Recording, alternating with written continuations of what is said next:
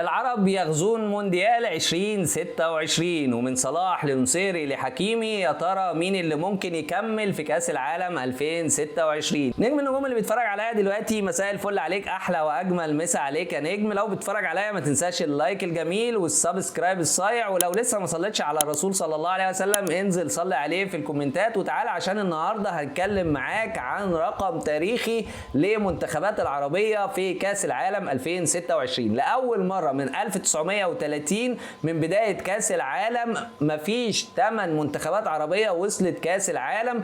اكتر رقم وصل كان في 2018 و2022 كان 4 منتخبات عربيه بس. تعالى احكي لك قصه واقول لك ايه الحدوته واقول لك ايه الحوار. النهارده بنتكلم مع بدايه المونديال في 2026، 8 منتخبات عربيه موجوده في المونديال، 4 من عرب افريقيا و4 من عرب اسيا. الاربعه اللي من عرب افريقيا هم مصر والمغرب والجزائر وتونس. طيب الاربعه اللي من عرب اسيا الاردن، والاردن اول مره توصل لكاس العالم. معانا العراق، معانا قطر، ومعانا السعوديه. عدد كبير جدا. طب ايه السبب في العدد ده؟ هل تفوق المنتخبات العربيه؟ عايز اقول لك هو في جزء منه تفوق المنتخبات العربيه، وفي جزء تاني هو زياده عدد المقاعد في كاس العالم من 32 فريق في اخر نسخه كانت في نسخه قطر 2022 الى 48 فريق، فبالتالي عدد المقاعد بتاعه كل قاره زادت، فبالتالي بقى التصفيات الى حد ما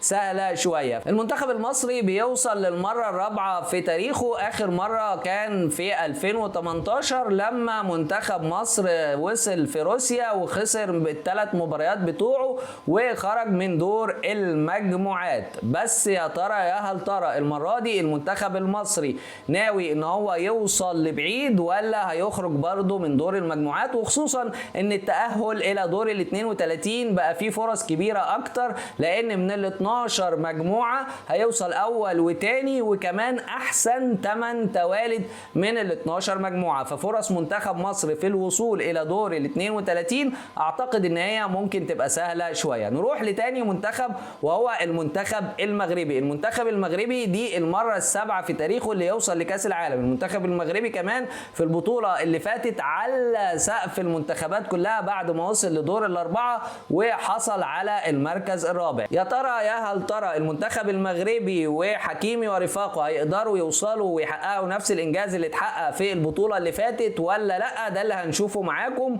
وكمان نروح لمنتخب عربي اخر افريقي وهو المنتخب الجزائري. المنتخب الجزائري وصل 5 مرات الى كاس العالم، وفي كل مرة كان بيواجه بعض الصعوبات في كاس العالم وكان ممكن يخرج بشكل كبير من دور المجموعات.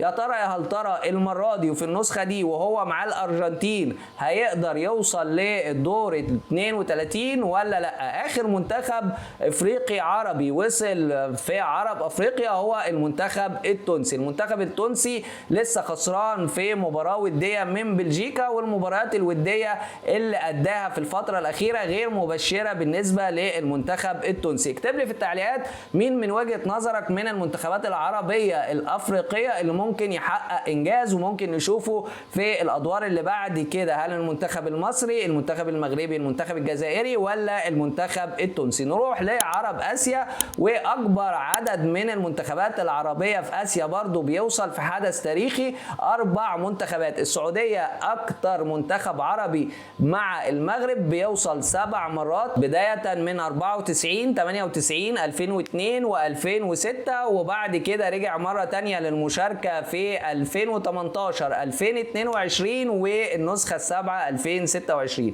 ولكن المنتخب السعودي بيواجه مشاكل كتيرة جدا على الرغم من البداية القوية في نسخة 2022 والفوز على الأرجنتين في مباراة الافتتاح، ولكن المباريات التجريبية الودية ما كانتش مبشرة تماما بالنسبة للمنتخب السعودي. المنتخب الأردني بيحقق مفاجأة وإنجاز كبير جدا وبيوصل لأول مرة في تاريخه النشامة لكأس العالم 2026. يا ترى الظهور الأول للنشامة هيكون مبشر بالنسبة للمنتخب الأردني ولا هيكون صادم بالنسبة لجماهير الكرة الأردنية؟ المنتخب اللي بعد كده المنتخب العراقي اللي رجع لكأس العالم بعد غياب 40 سنة عن كأس العالم.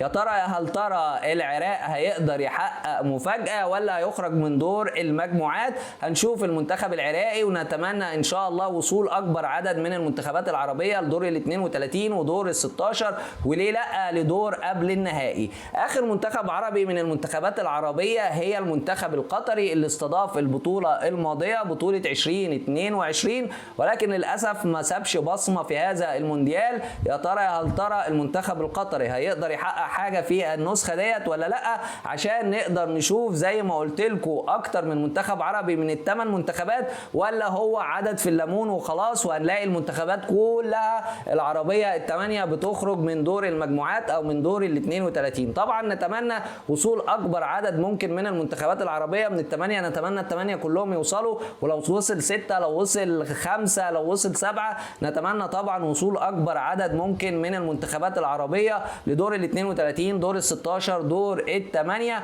ونشوف انجازات زي انجاز المنتخب المغربي في قطر 2022. من سنين قليله كان مجرد الوصول لكاس العالم حلم بالنسبه للدول العربيه، السنه دي 8 اعلام ب8 احلام بجماهير عربيه مستنيه ومتشوقه تشوف لاعبتها وتشوف منتخباتها بتتالق في كاس العالم في 2026. اكتب لي في الكومنتات مين من ال8 دول العربيه دي اللي ممكن توصل لدور الثمانيه دور ال 16 الدور قبل النهائي، ومين هو المنتخب اللي ممكن يحقق المعجزه ويكون الحصان الاسود، ومين كمان المنتخب اللي مجرد مشاركته هتكون مجرد مشاركه حبر على ورق. ما تنساش يا نجم ان انت ترزع اللايك المتين والسبسكرايب الصايع، وحلقتنا خلصت. اشوفكم في حلقه جديده. سلام يا احلى نجوم.